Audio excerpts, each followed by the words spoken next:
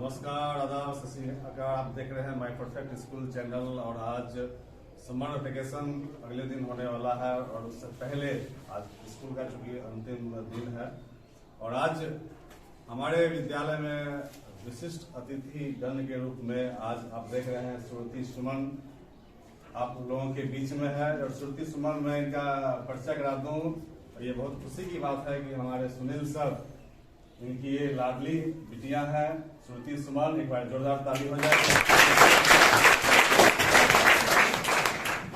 आज श्रुति सुमन आप लोगों को व्हाट इज इंग्लिश इस टॉपिक पर आपको बताएंगी। तो श्रुति सुमन आप क्या बताने वाली हैं व्हाट इज इंग्लिश में? मैं इंग्लिश के बारे में बताना चाहती हूँ कि इंग्लिश जो है वो हमारा सिर्फ सब्जेक्ट नहीं है। English is our language. जैसे हम हिंदी पढ़ते हैं, इंग्लिश भी वैसे ही हमारा लैंग्वेज है।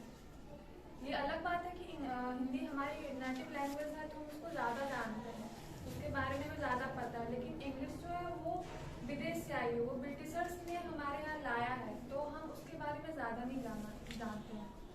तो in today's class we will discuss about the topic what is English. From childhood, बचपन से हम जानते हैं कि इंग्लिश एक सब्जेक्ट है जो हमें स्कूल में एज अ सब्जेक्ट पढ़ना होता है। But English is not only a subject, English is also a language. जैसे हम हिंदी पढ़ते हैं वैसे इंग्लिश भी एक लैंग्वेज है। हिंदी हमें अच्छी इसलिए लगती है because Hindi is our mother tongue. हम बचपन से हिंदी ही पढ़ते हैं तो हिंदी में हम ज़्यादा रुचि रखते हैं। But English is also a language और काफ़ी इंटरेस्टिंग है। जैसे आप हिंदी पढ़ते हैं वैसे ही आप इंग्लिश को भी अपने से उसको लर्न करें तो आपको इंग्लिश भी उतनी ही अच्छी लगेगी। There are two types of English.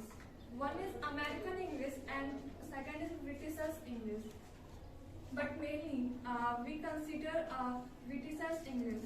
हम लोग mainly जो इंग्लिश पढ़ते हैं उसको बोलते हैं Britishers English. इंग्लिश के टाइप्स तो दो होते हैं, एक अमेरिकन इंग्लिश और एक ब्रिटिशर्स इंग्लिश। लेकिन हम जो यूज करते हैं उसको बोलते हैं ब्रिटिशर्स इंग्लिश। जैसे हम लोग बाकी सब्जेक्ट्स पढ़ते हैं जैसे मैथ्स, साइंस, सोशल साइंस, वैसे ही इंग्लिश भी एक सब्जेक्ट है। बट इसको एज अ लैंग्वेज देखें तो हम इसमें अपना इंटरेस्ट लगा सकते हैं। English is very important in nowadays. English is used as a international language. हम अगर इंडिया से बाहर कहीं भी जाते हैं, English helps us to introduce ourself, to express ourself. English is a very helpful language और हमें जानना भी चाहिए। जैसे आप हिंदी जानते हैं, अच्छी बात है, आपका मदर टंग है, आपको पता है। But English is also very important. अगर आपको इंग्लिश नहीं पता है तो आप जब अपने देश से, अपने क्षेत्र से बाहर जाओगे तो आपको बहुत बोरिंग फील होगा, आपको बहुत इंसल्ट फील होगा। इसके लिए इंग्लिश को जानना बहुत ज़रूरी है। सब्जेक्ट एज अ सब्जेक्ट भी इंग्लिश आपका स्ट्रॉन्ग होना चाहिए एंड एज अ लैंग्वेज भी इंग्लिश आपका स्ट्रॉन्ग होना चाहिए। तभी आप दूसरों के सामने अपने आप को इंट्रोड्यूस कर पाएंगे। क्योंकि English because English is a international language. Hindi is our native language, our national language, but English is international language in all over the world. English is everywhere. Hindi आपको हर जगह नहीं मिलेगी, पर इंग्लिश क्या है? English is a international language, वो आपको एवरीवेयर मिलेगा। English helps you to everywhere. आप कहीं भी जाओगे इंग्लिश हेल्प करेगा आपको अपने आप को कहीं भी इंट्रोड्यूस करवाने में, अपने आप को एक्सप्रेस करवाने। आप कहीं भी जाएंगे इंग्लिश हेल्प देगी। Mainly the topic is what is English. English के इम्पोर्टेंस भी है तो उसका जो वो कॉन्स भी है। इंग्लिश आपको स्टार्टिंग से आप बचपन से इंग्लिश नहीं पढ़ते इसलिए आपको इंग्लिश एक बर्डन लगता है। But English is not like a burden. English is very funny language. अगर आप उसको उसमें अपना इंटरेस्ट लगाएंगे तो English is also very interesting language. English बोलने से वी फील वेरी कॉन्फिडेंट। जब हम इंग्लिश बोलते हैं तो हमें काफ़ी कॉन्फिडेंट फील होता है और ईजी भी है। हिंदी से ज़्यादा ईजी है इंग्लिश। बस कुछ ग्रामर्स के रूल्स हैं जो आपको जानने हैं, फिर आपको बहुत इंटरेस्टिंग लगेगा। इंग्लिश जैसे हम हिंदी में स्टोरीज पढ़ते हैं, पोएम पढ़ते हैं, वैसे इंग्लिश भी है। इंग्लिश में भी there were story, there were poem, poets, story writer, same है, बस डिफरेंस है लैंग्वेज का। तो इस क्लास में मेरा यही मोटिव है I would like to tell you that English is a very funny language and also very interesting and also very important for you, for your career, for your future. If you want to go anywhere, you have to know about the English. You have to speak English. Thank you. Thank you.